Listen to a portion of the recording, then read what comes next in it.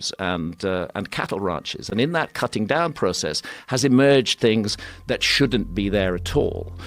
For example, evidence that large cities flourished in the Amazon. Enormous cities, which were larger than there was a Spanish explorer who went down the Amazon River system in 1541 to 1542. He was the first European to cross the entire length of South America from west to east along the Amazon. He reported seeing incredible cities, advanced arts and crafts, millions of people, a thriving culture.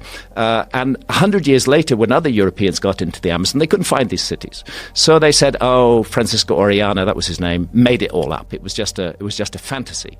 And then in the last decade, as the clearances of the Amazon have proceeded, we've begun to see the traces of those cities. What happened was that the Spaniards brought smallpox into the Amazon. Oh. Smallpox devastated the local population because there was no immunity to it. There was a massive die-off. The cities were deserted. Within 50 years, they were completely overgrown by the jungle, and that's why they were not seen by the explorers who came in 100 years later. But now the jungle's being cleared, those cities are emerging, and we can say that a city like London, which had a population of roughly 50,000 in the 16th century, there were cities of that size all over the Amazon. Wow. Huge numbers of them.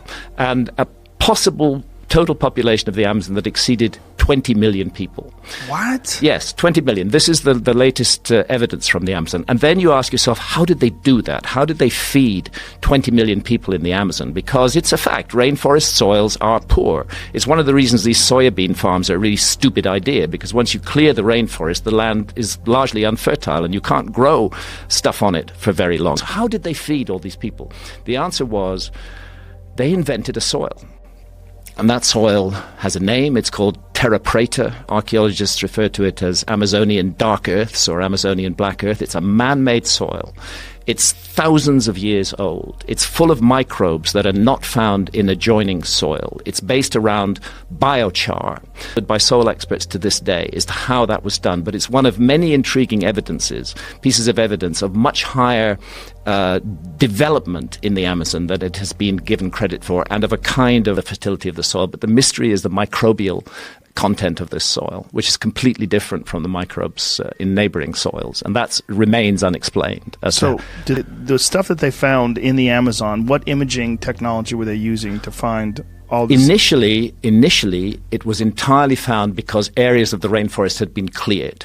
Economic interests said, we want to make a cattle ranch here, or we want to make a soybean farm here, so we're just going to clear the rainforest. In the process of clearing the rainforest, they start discovering these earthworks that had previously been completely overgrown by the jungle. Then the next step was to say, what could we do to find out more about this? Obviously, they don't want to destroy more jungle. And luckily, we have a technology, which is LiDAR, as I mentioned, which uses radar. And using LiDAR, they've been able to identify many more of these sites. And then to get to the sites without destroying the jungle, and to begin excavations on them, and to find that they go back, in the cases of the ones that have been explored so far, at least 3,000 years.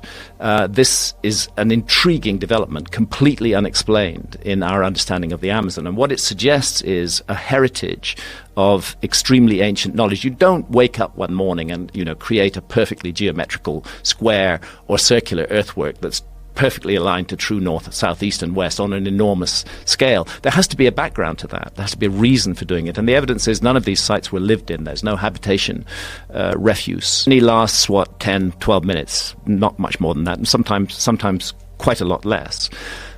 What ayahuasca does is it makes DMT available through the gut. The reason it's not available through the gut is because of an enzyme in the gut called monoamine oxidase. And that switches off DMT on contact. The ayahuasca vine, which is one of the two ingredients of the ayahuasca brew, the other ingredient is leaves that contain DMT. The ayahuasca vine contains a monoamine oxidase inhibitor, which switches off the